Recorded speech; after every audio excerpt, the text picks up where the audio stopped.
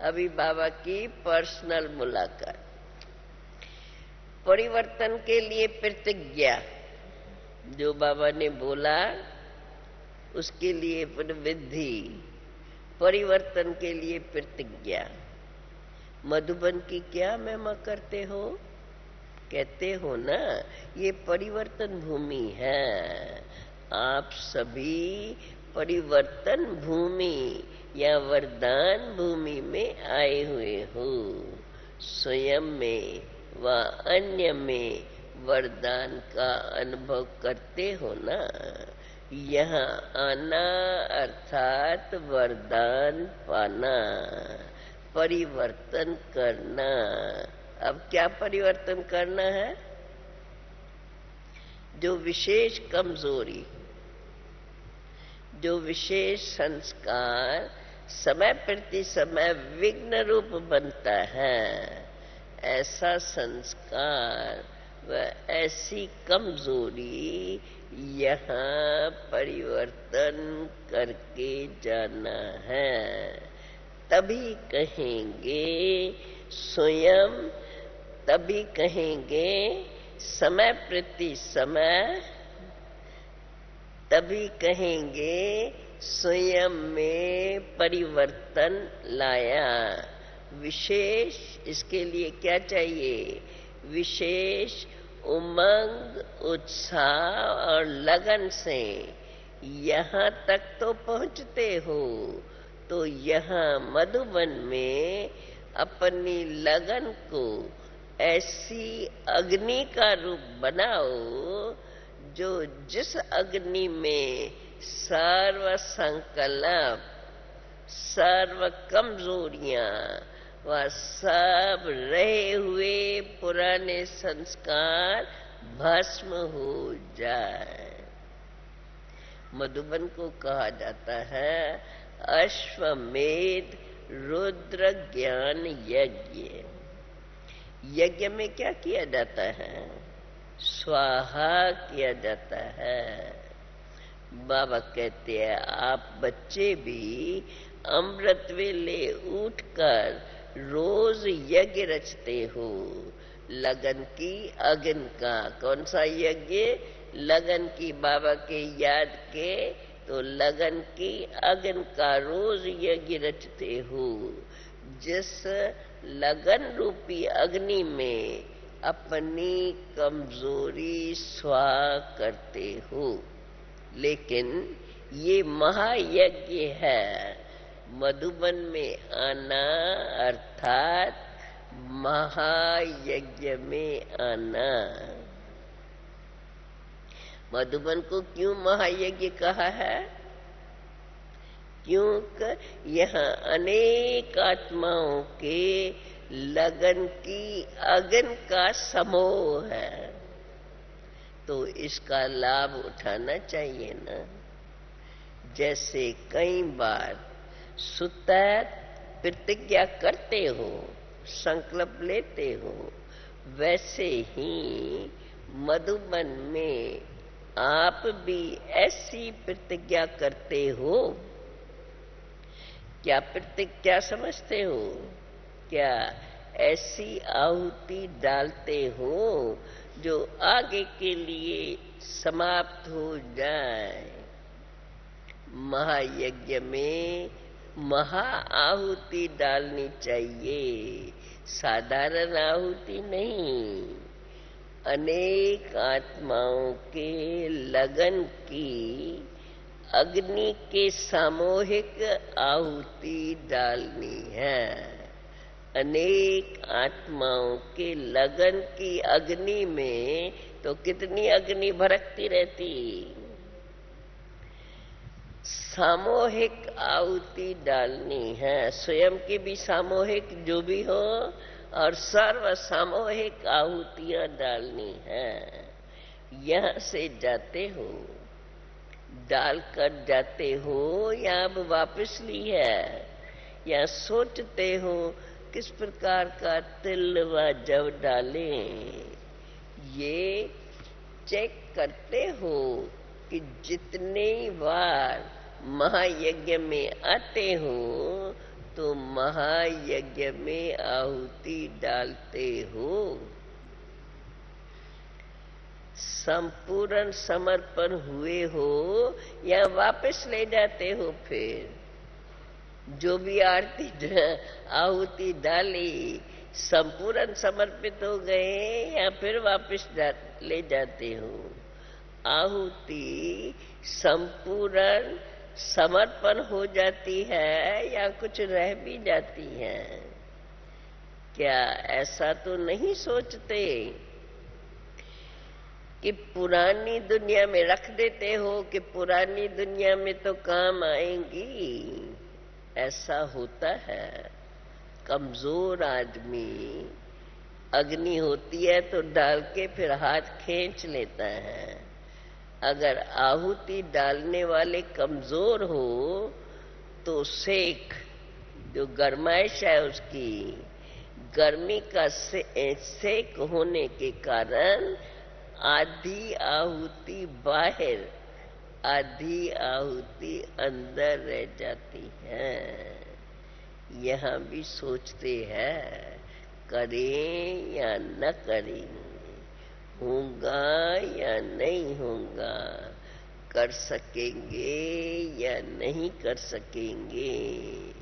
तो बुद्धि रूपी हाथ आगे पीछे करते रहते हो, इसलिए संपूर्ण स्वाहा नहीं होते हो।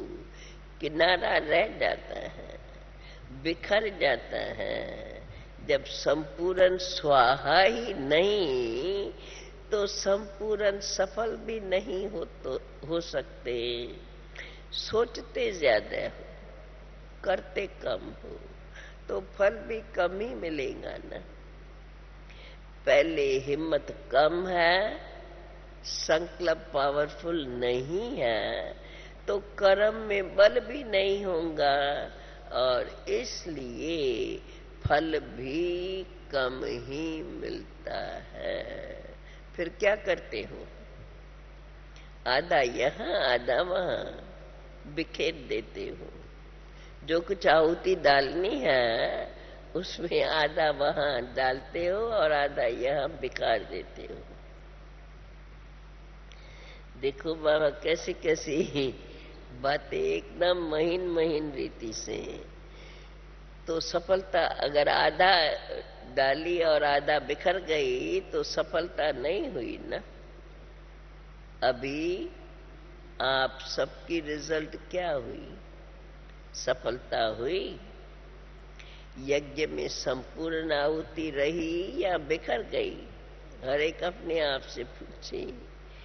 अभी तो जो सोचना है वह प्रैक्टिकल में भर करके जाना है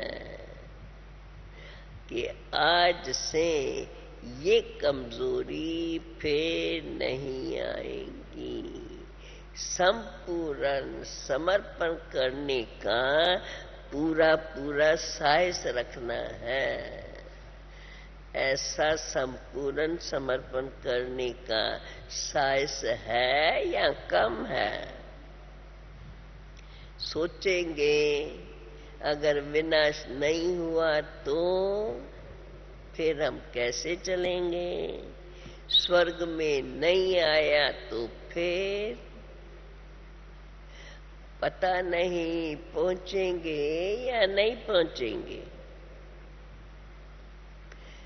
फिर अगर नहीं पहुंचेंगे, वापस आएंगे तो लोग क्या कहेंगे? ऐसे ऐसे होशियार नहीं बनना, ऐसे ऐसे विचार करके होशियार नहीं बनना। सबकी यही हालत है। पहले हाथ आगे डालते हैं, फिर थोड़ा सेक आता है, अग्नि का सेक आता है तो हाथ खींच लेते हैं। हिम्मत आती है कि हम करें, लेकिन थोड़ा सा विघ्न आया तो कदम पीछे चल पड़ते हैं। ऐसों की गति क्या होंगी? गति सदगति को भी तो जानते हो ना। नॉलेजफुल होते हुए अगर कोई न करे, माना समझदार होते, समझते हैं ये छोड़ना चाहिए, दिल होती है जब सुनते हैं तो उमंग आता है, तो बाबा कहते हैं नॉलेजफुल होते हुए अगर कोई न करे तो क्या कहेंगे? इनको वापस लिया तो क्या गति होगी? जानबूझ करके भी समझते हुए छोड़ना चाहिए, पर जानबूझ करके भी अगर न करे, स्वाहा न करे, आहुति न दे तो क्या कहेंगे? लाइट रूप और माइट रूप होते हुए भी क्यों नहीं कर पाते हो? क्या कारण है? नॉलेज तुम्हारी बुद्धि तक ही है, समझ तक है, ठीक है, जानते हो, लेकिन नॉलेज को प्रैक्टिकल में लाना और समाना नहीं आता है। भोजन है, खाते भी है, परंतु खाना अलग बात है, खा करके हजम करना ये अलग बात है। समाते नहीं हो, ये जवाब है। समाते नहीं हो, हजम नहीं होता तो रस नहीं बनता और शक्ति नहीं मिलती।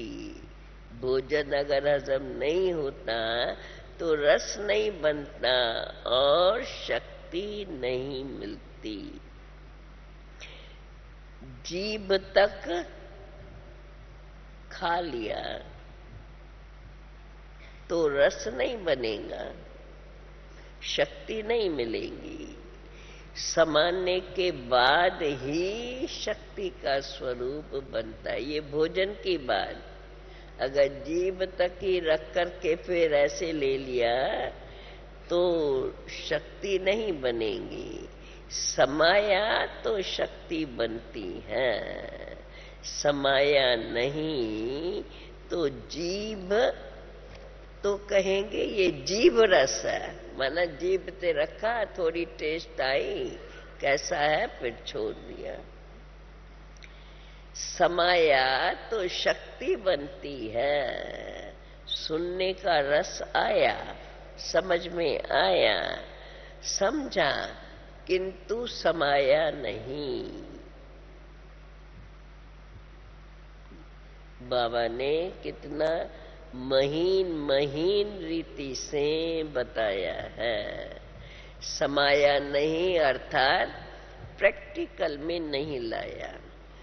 जितना धारणा में आता है तो संस्कार बन जाता है, तब ही प्रैक्टिकल सफलता का स्वरूप दिखाई पड़ता है। नॉलेजफुल का अर्थ क्या है? नॉलेजफुल का अर्थ है हर एक कर्म इंद्रियों में नॉलेज समाई हुई हो। कर्म इंद्रियों से जो भी कर्म हो नॉलेजफुल हो। क्या करना है और क्या नहीं, तो धोखा खाने की बात रहेंगी। सोचते रहेंगे क्या करना है क्या नहीं करना है, ऐसे सोचते रहेंगे तो ये तो धोखा खाने की बात हो गई। आंखें और वृत्ति धोखा नहीं खाएंगी, वो तो देखेंगी, विचार भी आएगा। जब आत्मा में नॉलेज आ जाती है तो वो नॉलेज सर्व इंद्रियों में समा जाती है। जैसे भोजन से शक्ति भर जाती है तो शक्ति के आधार, भोजन जब खाते हैं तो सारे शरीर में वो शक्ति भर जाती है, तो शक्ति के आधार से फिर कर्म इंद्रियों से काम कर सकते हैं। अब हमें क्या करना है? बाबा कहते हैं अभी नॉलेज को अंदर समाना है, हर एक कर्म इंद्रियों को नॉलेजफुल बनाना है। बाबा कहते हैं मधुबन में तो हर वर्ष आते हो और हर वर्ष यही कहते अभी करूंगा, अभी करूंगा, अभी करूंगी, वायदा करके जाते हो। अभी अभी ये कहना कब पूरा होगा? क्या कारण है? जो तुम सोचते हो और जो कर्म करते हो उसमें इतना अंतर क्यों रहता है? कारण क्या है? सोचते हो फुल, फिर बाबा ही बताते हैं क्या क्या अंदर में चलते हैं। सोचते हो फुल करने की बात और करते हो आधी, इतना अंतर पड़ने का कारण क्या है? प्लान भी खूब रखते हो, उमंग भी खूब आते हैं और समझ करके वायदा भी करते हो, सब बातें आएंगी ही, लेकिन प्रैक्टिकल और समझ में अंतर आ जाता है। इसका कारण क्या है? संस्कारों की आहुति करके जाते हो, संस्कारों की आहुति करके जाते हो, प्रवेश करके जाते हो ना। अब ये संस्कार छोड़ेंगे, फिर सब कहां से फिर वापस आ जाते हैं? स्वाह करके जाते हो, फिर क्यों आता है? दे अभिमान, अलबेलापन वापस क्यों लौट आता है? कारण क्या है? कारण है संकल्प करके जाते हो स्वाह करने का, लेकिन संकल्प के साथ साथ बाबा देखो कारण को भी स्पष्ट बताया है। समझ रहे हो ना? हर एक, हाँ, इसको स्पष्ट करने की आवश्यकता नहीं है। हर एक की बुद्धि अच्छी पावरफुल है, बाबा की मूल्य सुनते आए हैं तो समझ में आ ही जाएंगी। केवल बाबा कहते समझना माना ऐसा ही करना। बाबा कहते हैं संस्कारों की, ये तो बताया, संस्कारों की आहुति दे के जाते हो, समय प्रमाण उनकी आवश्यकता रखनी चाहिए। बाबा कहते हैं कारण क्या है? कारण है संकल्प करके जाते हो स्वाह करने का, लेकिन संकल्प के साथ साथ जैसे बीज बोते हैं, बाद में संभाल करते रहना पड़ता है, परंतु इसमें जो संभाल चाहिए वो संभाल नहीं रखते हो। समय प्रमाण उनकी आवश्यकता रखनी चाहिए। आप बीज डालकर अलबेले हो जाते हो, सोचते हो बाबा को तो दे दिया, अब बाबा जाने, ये तो बाबा का काम है। आप उसकी पालना नहीं करते हो, तो वाचा और मनसा पर पूरा पूरा अटेंशन चाहिए। जैसे बीज बोकर पानी डालते रहते हो कि बीज पक्का हो जाए, बीज को रोज रोज पानी देना होता है, वैसे ही संकल्प रूपी बीज को बार बार अंदर में रिवाइज करना है।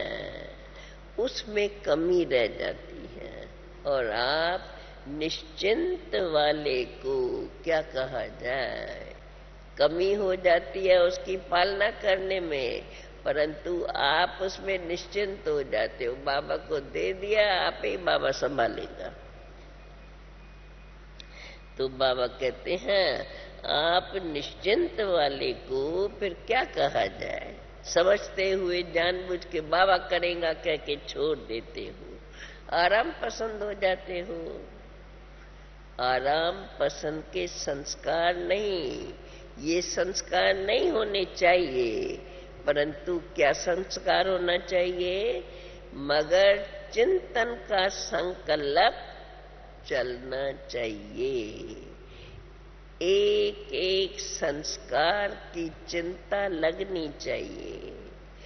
पुरुषार्थ की एक भी कमी का दाग बहुत बड़ा देखने में आता है। फिर सदा ख्याल आता कि ये छोटा सा दाग मेरी वैल्यू कम कर देगा, ऐसा ख्याल रखना चाहिए। तो ये चिंतन चिंता के रूप में होना चाहिए। वो ऐसे नहीं कि अलबेलापन, वो नहीं है, ऐसा चिंतन नहीं है तो क्या कहेंगे? अलबेलापन है।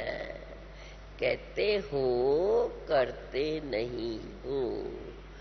जो पीछे की युक्ति है प्रैक्टिकल में लाओ, आराम पसंदी नहीं बनो।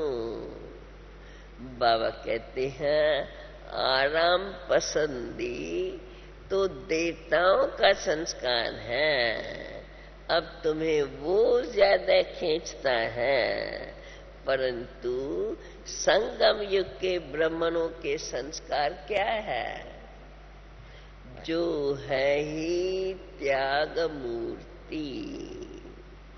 तो संगम युगी ब्राह्मणों के संस्कार त्याग मूर्ति का है, और ये अलबेलेपन के संस्कार आराम पसंद के अलबेले नहीं, आराम पसंद के संस्कार देवताओं के हैं। तो बाबा कहते हैं आराम पसंद के संस्कार नहीं होने चाहिए, परंतु चिंतन का संकल्प होना चाहिए। बाबा ने कहा ना, रोज इसको पानी देते रहो, याद करते उसे प्रमाण करते रहो। वैसे ही संकल्प रूपी बीज को भी रिवाइज करना है, उसमें कमी रह जाती है। फिर आप निश्चिंत रहने वाले को क्या कहा जाए? आराम पसंद हो जाते हो। आराम पसंद के संस्कार नहीं रखने हैं, परंतु चिंतन का संस्कार होना चाहिए। एक एक संस्कार की चिंता लगनी चाहिए। माना जो प्रॉमिस किया उस एक एक बात की चिंता लगनी चाहिए। पुरुषार्थ की एक भी कमी का दाग बहुत बड़ा देखने में आता है। फिर सदा ख्याल आता है छोटा सा दाग मेरी वैल्यू कम कर देगा। तो चिंतन चिंता के रूप में होना चाहिए। जैसे चिंता लगी अंदर लगी जाती है तो अंदर ही अंदर सोचते रहते हैं ना। तो ये जब मैंने अर्पण कर दिया, छोड़ना है, तो उसकी वो चिंता लग जानी चाहिए। चिंता माना वो फिर से वापस न आवे, ये अटेंशन। अगर चिंता के रूप में नहीं तो अलबेलापन कहेंगे। संगम युग के ब्राह्मणों के संस्कार हैं त्याग मूर्त। वो कम इमर्ज होते हैं, परंतु याद रहे त्याग के बिना भाग्य नहीं बनता। अच्छा कर लेंगे, देखा जाएगा, ये आराम पसंदी के संस्कार हैं। जरूर करूंगा, ये ब्राह्मणपन के संस्कार हैं। क्या है ब्राह्मणपन के संस्कार? बोलो। जो प्रॉमिस किया जरूर पालन करूंगा। और आराम पसंद के संस्कार,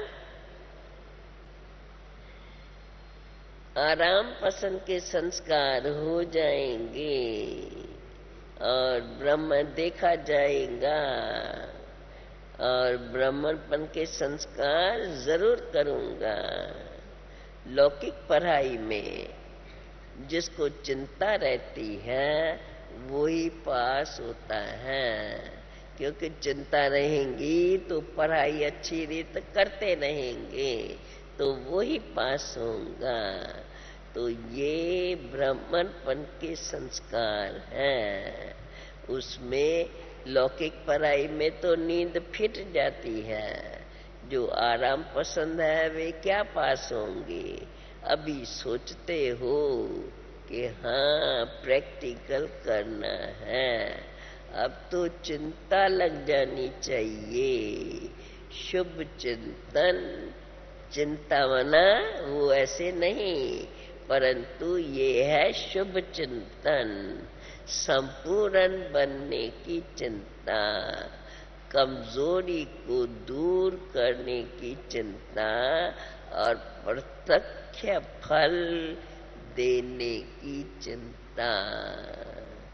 अच्छा अच्छा, मीठे मीठे सिकिल दे बच्चों प्रेत, माता पिता बाप दादा का याद प्यार और गुड मॉर्निंग।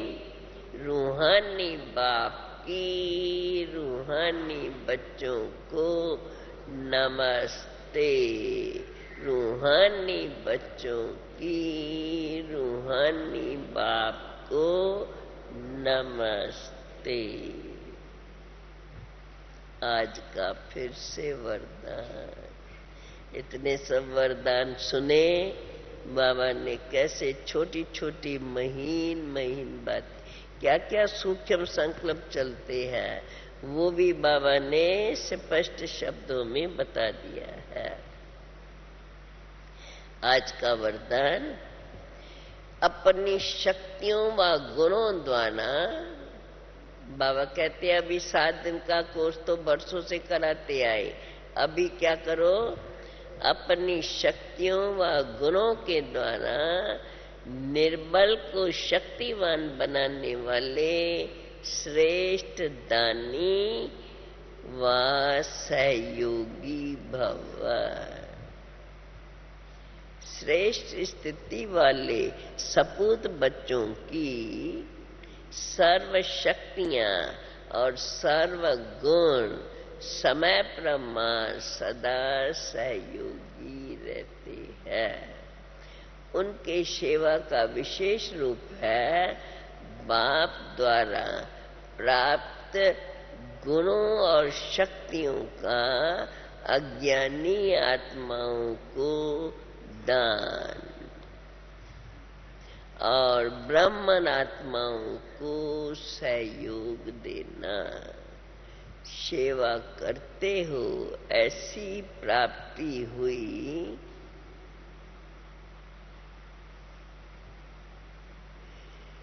सेवा करते हो परंतु ऐसी प्राप्ति हो गुणों और शक्तियों का सहयोग अन्य आत्माओं को देकर उन्हों को प्राप्ति कराओ।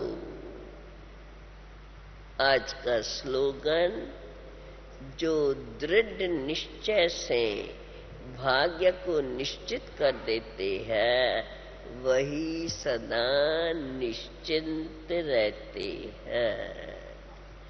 जो दृढ़ निश्चय से भाग्य को निश्चित कर लेते हैं वे ही सदा निश्चिंत रहते हैं। ओम शांति शांति। शांति शांति।